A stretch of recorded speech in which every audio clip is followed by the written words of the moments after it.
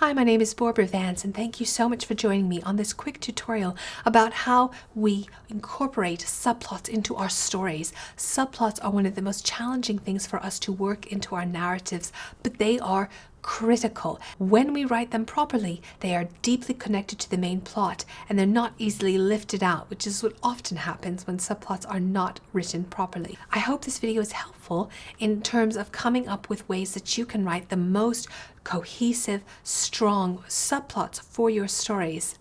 If this is of interest, it is part of a full course I have on writing separate narrative threads and weaving them together, and I'd love for you to take a look at it. Just click on the link in the description box below. Otherwise, let's get into the video, and I thank you for watching. There are many different kinds of plots, and so there are many different kinds of smaller plot threads we might have in our stories. What I'd like to do is just run through some of these with the hopes that they will help generate ideas for you of ways that you can include these in your stories. And the first one I want to talk about is what's called a mirror plot. And in this case, what you basically have is you have your main narrative plot, but then you have a smaller narrative thread that more or less kind of mirrors, it follows along in pattern and concept to the main plot, but it has enough of a difference that we are able to do some comparative. For example, say you have a main character who has fallen in love with a boy and it's working out fabulously. The relationship is so great. And then she has a secondary character, best friend, and her best friend also fell in love and that's not working out so well. That's a mirror plot. Each character has fallen in love with a boy. One, it's working out fabulous. The other, it is not working out so fabulous. These mirror each other. What's the value of that? It allows the reader to make certain judgments and perceive certain things they could not perceive. If I drew a stick figure for you on a piece of paper, and I would say, tell me about this person, you wouldn't be able to tell me very much. If I drew a second stick figure next to that stick figure, and I put glasses on the second stick figure, and then I would say, now you tell me about this first stick figure. You would say, well, he's got good vision, or at least better vision than that character, right? You know something more about the first character because I gave you something to compare him to. Same idea. I might read a relationship and say, I don't think that's a brilliant relationship. But then you put a mirror relationship into it that's like 5 times worse. Now I'm looking at the main relationship going, that's not so bad, because you know, it's better, comparatively speaking. So you're giving me different angles and different facets, and that's what a mirror thing does. It helps illuminate conflict. It helps let me perceive things in different ways. Another example of this could be a girl who she really wants to get into university. She's rejected by every single school except one, and the school that did take her is the one that she wanted to go to the least. And then you could have a secondary character who didn't expect to get into her first pick school, but she totally did, and she got in with a scholarship. Do you see how that creates tension? Do you see how if your best friend got into this school she didn't think she would get into and got a really great scholarship for it, you thought you were going to get into all these schools, you got into none of them, you got into this one school that you weren't excited about and you didn't get a scholarship. There's just some tension there. Makes it more interesting. Another kind of story thread which sort of follows along what we just said is a contrast story thread, and that's one in which the secondary character faces similar circumstances, similar problems to the main character, but that secondary character makes different decisions. What's different about this and what I just said is the other one is more situational, things happening to them. Contrast, we're really seeing them make different decisions. So say you have 2 siblings, they're twins, and they're both growing up, and they're both struggling with stress and anxiety as adults, as young men. And one young man decides to turn to alcohol to get over his problems. And so he ends up with an alcohol dependency and he's sort of going downhill. The other young man was likewise compelled to do that, but decided instead he was going to channel his energy and he was going to volunteer at a soup kitchen every day. And in doing that, he realized so much about his life that he didn't, and there was a greater appreciation for it type thing.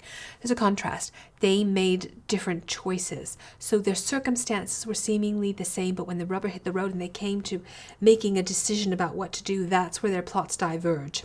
So the secondary characters' sort of contrasting thread shows what the primary character's outcome could have been if he had made that choice, if that makes sense.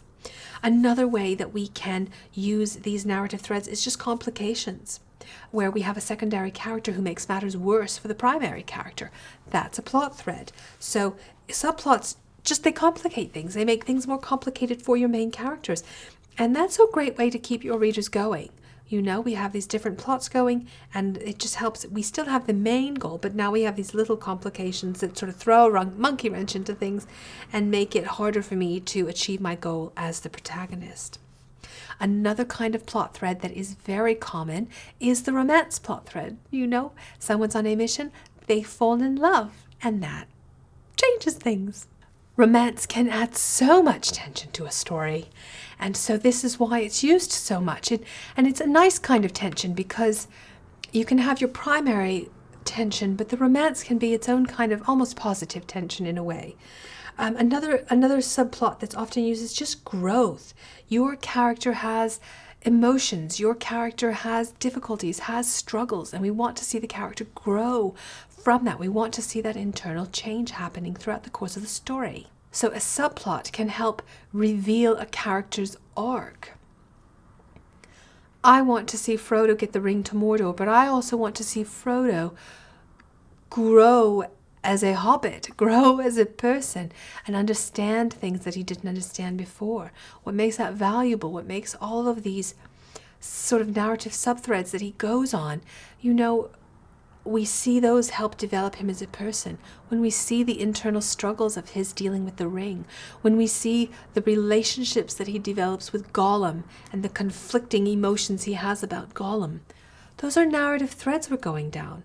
The main thread is Frodo getting that ring to Mordor. But we have this side thread of watching Frodo struggle with the ring and process it and see Gollum and be terrified.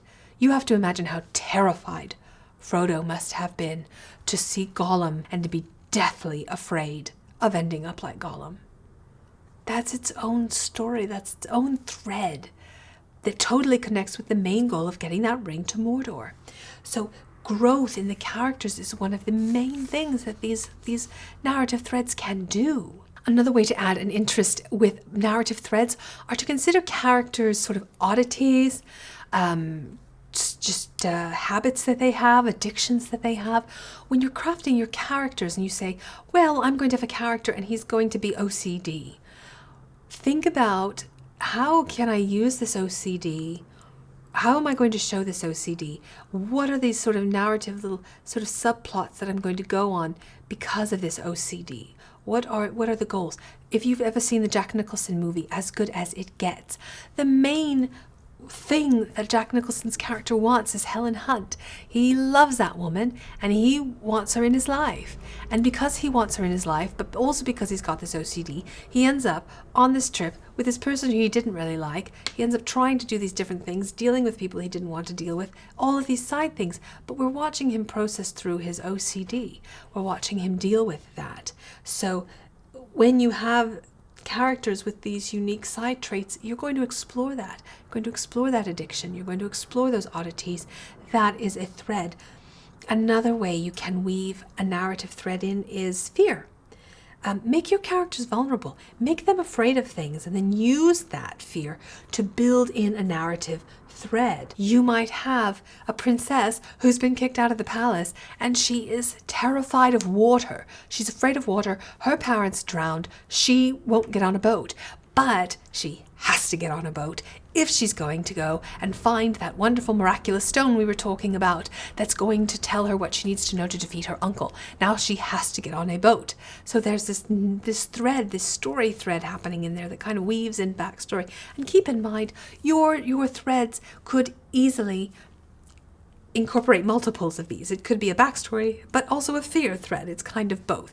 So keep that in mind, but use the fear to make a story more powerful. Another great way to add interest to your stories is to have a couple of your secondary characters be in conflict with one another. Not even conflict with the primary character, but conflict with one another. You see that often in Lord of the Rings because there are so many characters in that. You'll see Gandalf competing with another wizard, or you'll see, two men who are sort of on the same side, but butting up against one another. So there's just sort of this background conflict happening that creates interest in the story. And again, as we were saying, it's a lesser conflict than the main conflict. So it allows you to balance this tension release. Like if you're in release stage with the main conflict, push up the tension a little bit in these secondary areas. It really allows you to play with things. Another kind of subplot you will see is dreams. You might go off and you might say, so-and-so had a dream, and we describe the dream, and it turns out that the dream reveals to me things about that character that I didn't know, or maybe the dreams reveal actually important information for the character to achieve his or her goal. But it's a way to pull in some reflection into the story and be a little more up in a character's head and not just action-oriented. Cause and effect, just subplots that show why something is the way that it is.